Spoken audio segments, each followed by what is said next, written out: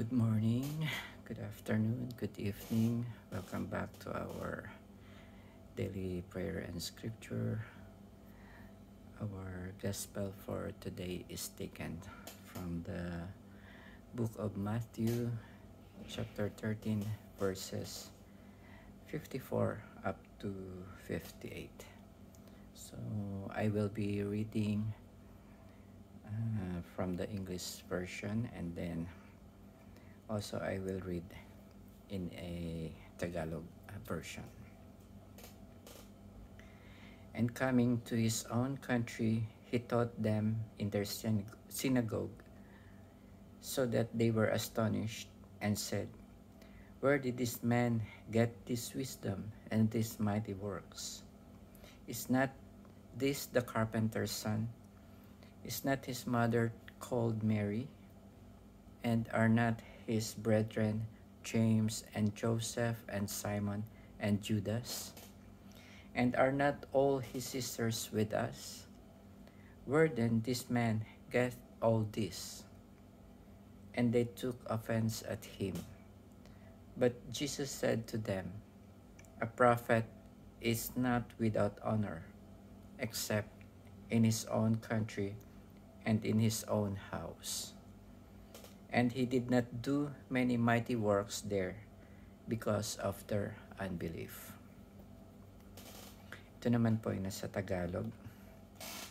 Umuwi siya sa kanyang bayan at nagturo sa kanilang sinagoga.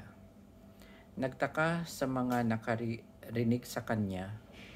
Sabi nila, "Saan kumuha ng karunungan ang taong ito? Paano siya nakagagawa ng kababalaghan? Hindi ba ito ang anak ng karpintero? Hindi ba si Maria ang kanyang ina? At sina Santiago, Jose, Simon, at Judas ang kanyang mga kapatid na lalaki?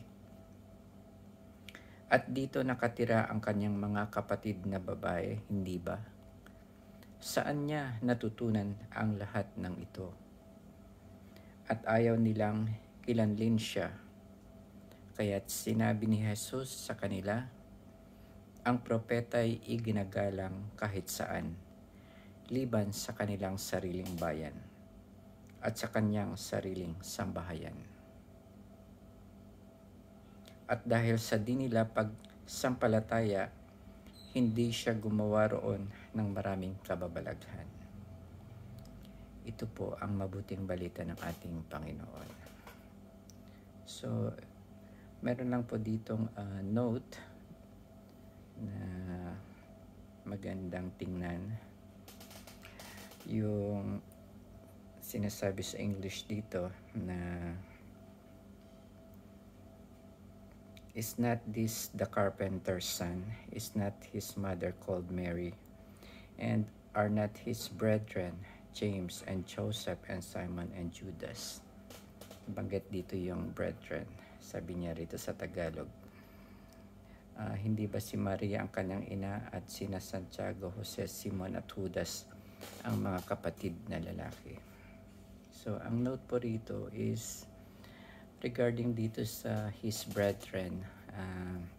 Marami na rin po itong na-mention sa New Testament tungkol sa kapatid ni Jesus, yung Jesus brethren or brother. So the church maintains that Jesus' mother, Mary, remained a virgin throughout her life. So si Mother Mary po ay virgin hanggang sa buong buhay niya. Hindi po siya nagkaanak ng iba pa maliban kay Jesus. These so-called brethren of Jesus are thus his relatives, but not children of Mary. Hindi po siya anak, hindi po siya, yung sinasabi ritong brethren ay hindi po anak ni Mother Mary. There are 4 observations supports the church tradition tungkol po dito. Number 1 po, these brethren are never called the children of Mary, although Jesus himself. So yan po yung number 1. Makikita po natin yan sa John chapter 2 verse 1, sa John chapter 19 verse 25, at yung Acts chapter 1 verse 14. So ito pang mga sinasabing brethren are never called the children of Mary. Yung pangalawa po, number 2, two names mentioned, James and Joseph, are sons of a different Mary. Sila po ay mga anak ng na Mary din yung pangalan. Makikita po natin ito sa Matthew chapter 27 verse 56, Mark chapter 15 verse 40. Pwede po natin itong tingnan after nitong video. Yung pangatlo pong observation, it is unlikely that Jesus would entrust his mother to the Apostle John at his crucifixion if she had other natural sons to care for her.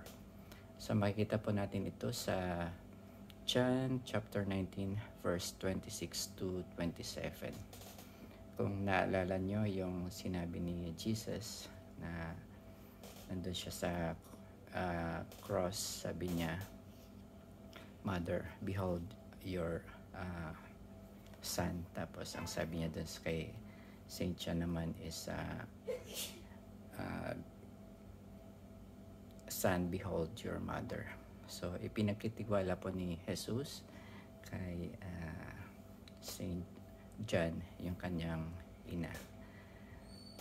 That's katibayan lang na wala ng ibang anak si Mother Mary. That's why Jesus entrusted his mother to Saint John.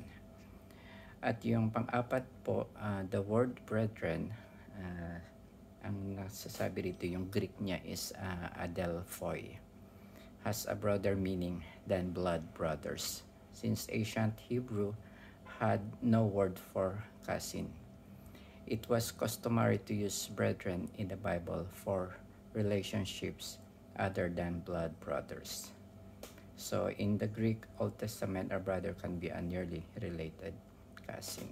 So yan po is hindi po niya blood brothers, at siya po ay relatives or cousin ni Jesus. Yun naman po, at maraming salamat. God bless.